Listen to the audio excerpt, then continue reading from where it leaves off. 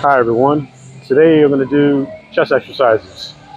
I'm going to show you incline dumbbell press, flat dumbbell press, and cable scoops. If I haven't mentioned it before, I love doing dumbbell exercises. To me, I think it's one of the best ways to work out. For instance, with doing presses, you have a dumbbell in each hand. It teaches you and your body balance and control. And not to mention, if you have a weaker arm, see, like me, I'm predominantly right arm. So when I first started working out, my left arm was a little weaker. When you use dumbbells, it strengthens your weaker arm. So eventually, after a while, you'll have a more balanced workout because your weaker arm is a lot stronger now. Dumbbells are a great way to work out. I'm also going to show you some things that I noticed in the gym, tips, because I've seen a lot of people do this and you can only but laugh, you know. So I'm going to show you this tip real quick. Okay, now this tip, I see this a lot. People, when they do their dumbbell presses, I don't have my phone because actually I'm recording, but I have my case. A lot of people will take their case and their keys and stick them right there. But what you don't realize when you do that is you might drop the weights on it. People, when you first start out, you have the weights in front of you. And you're thinking when you get done, that's where you're going to put the weights. But they don't factor in that what if you're too tired or something happens, you have an injury, or you work to failure and you have to just drop them. Guess what? When your phone case is right here and you come down and you drop it, guess what? Guess where that weight is going? Right on your phone. I've seen people drop the weights on their phones and crush their phones. Not a good thing. So that is definitely a good tip to remember when you're doing this exercise. Don't put your phones in the way while you're working out. If anything, put it behind the bench or somewhere far away. Or like me, I have a bag. I place my bag away from my workout area. So remember that one. Okay, I'm going to start off with incline press. I always say that old school is the way to go, but not nowadays. I was taught back in the old school ways that if you're doing a flat press, you're pressing like this, shoulders all the way back and up, and pressing like this. Through research, now they teach you not to do it like this, but to have your elbows down in and then come up like this. It's supposed to be better, it's supposed to be safer, help prevent injuries. I'm all cool with that. Because back in my days, either you did it and you dealt with injury, or you just skip that exercise and do another one. So now there's safer ways. Thank goodness. So I'm going to go ahead and show you the incline press and show you the right way. I'm going to do light weights just to show you how to do this the correct way. Okay, I have my weights set up. I already did some stretching. This is my first exercise. Got my gloves on. I already did a light set just to get used to the movement. Okay. You go ahead and grab your weights. Now, if you have light weights, you can just go ahead and go back. Simple. But once you get into heavier weights, or if the weight is heavy at all, here's a tip for beginners. Put them on the end of your legs by your knees. And if you need to, kick that knee up, kick the weight up. Kick that knee up, kick the weight up. Now, elbows in, up. Come down, up.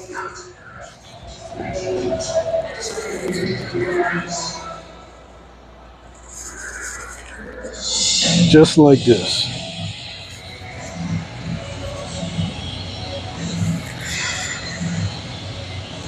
Now, incline press is going to hit your upper chest. And like I said, you're doing dumbbells, so each arm is getting the full weight of this exercise.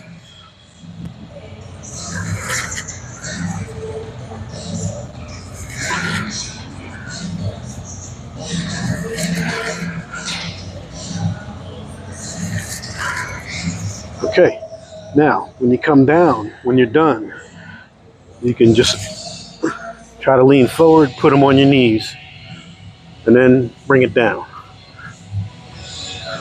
Or, if you're done, you can just drop them. Hopefully your phone is not sitting there like I showed you earlier. So that's incline press.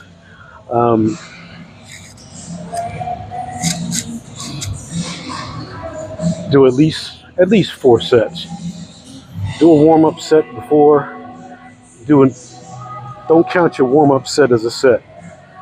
Do your warm-up set and then do at least 4 more sets. Increase your weight.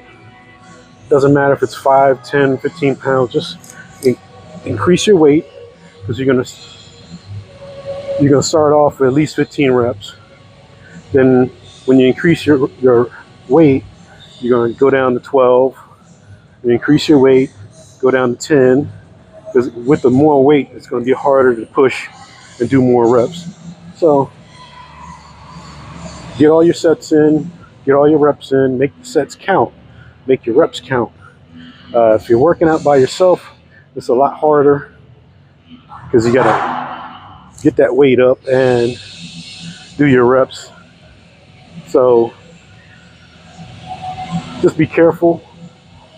When you're first starting out, just go a little lighter, get used to the exercise, because it takes a little while to get used to balancing that weight up and down when you're first starting out.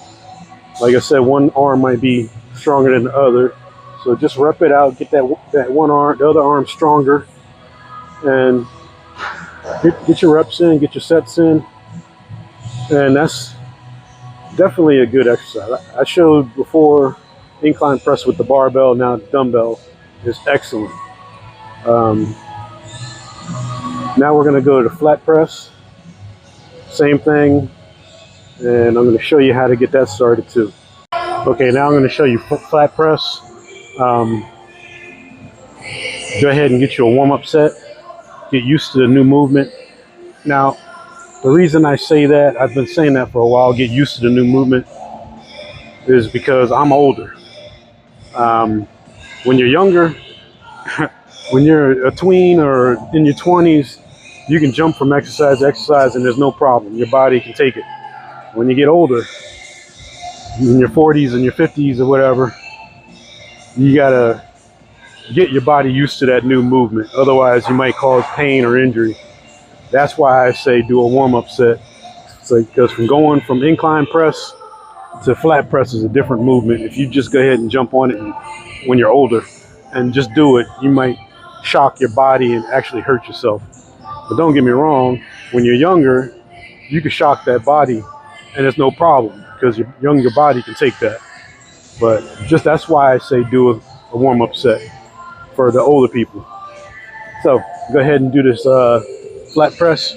Same movement. Well, not same movement, but same idea. Grab your weights. Like I said, if they're lightweight at first, you can just go ahead and lean back and put them up. But if they are a little heavier, you can use the knees, the legs to kick them back. It's a good habit to put them on the end of your leg like this and just go ahead and kick them back like that. Okay, now we're not doing the shoulder out, we're doing the elbows in now. And just come down, come up, come down, come up. Like I said, dumbbells will teach that both arms balance and control, and it will strengthen that weaker arm if you have one.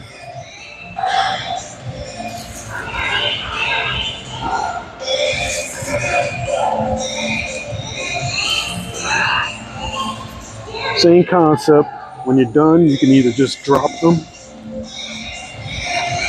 or you can just kick your leg, come back up, and you have it like this.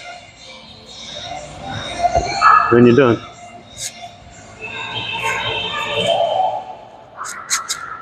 Flat incline, flat dumbbell press. Excellent, man. Trust me, I love dumbbells. That's how I structured my workouts years ago.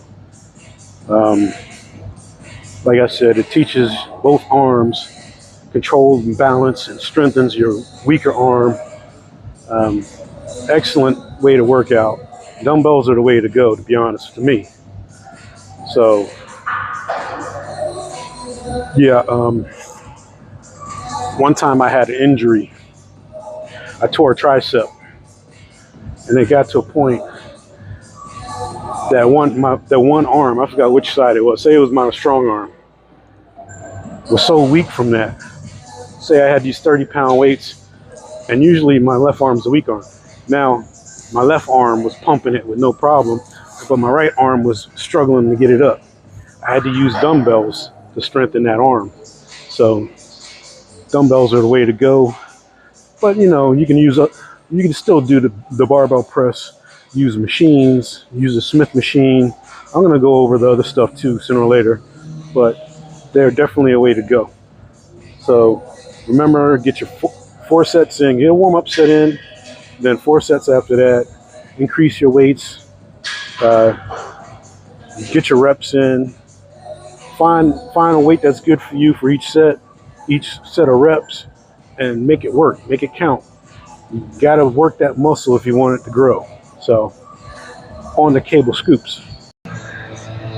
Okay, so I'm gonna go ahead and show you cable scoops. Using this machine right here. It's a cable machine. In your gym, there's probably all different kinds of cable machines where you can grab a cable with both arms from different directions. What you're going to do, the movement is to grab it and come forward like this and up.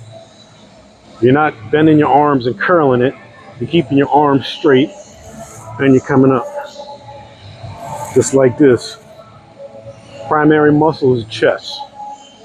First time I tried this, I loved it. Definitely put this in my routine. Now, chest is your primary muscle, but the secondary muscle is front delts. So you'll feel it in your front delts too, but the primary muscle is your chest. Just like this. Now, let me show you how I do it. Of course, don't forget, get a warm-up set in, and then get into it. Get a warm-up set in with a lightweight. Now, this is what I do. I do at least 4 sets. So I alternate legs. I put one foot forward and another foot behind.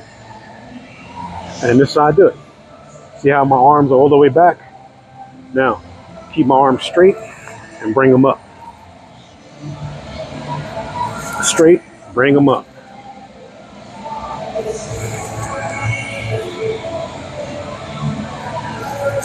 You're not bending your arms any. You're keeping your arms straight, just like this and up. And you feel it in your chest.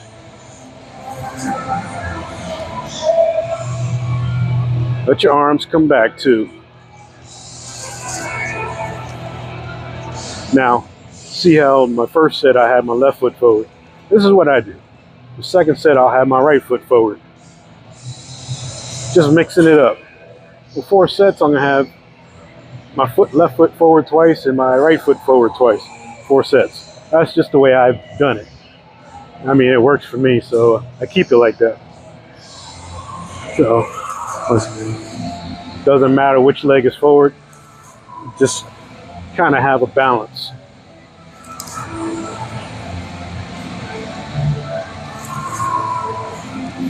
Keeping them arms straight and coming up. Coming up just like this.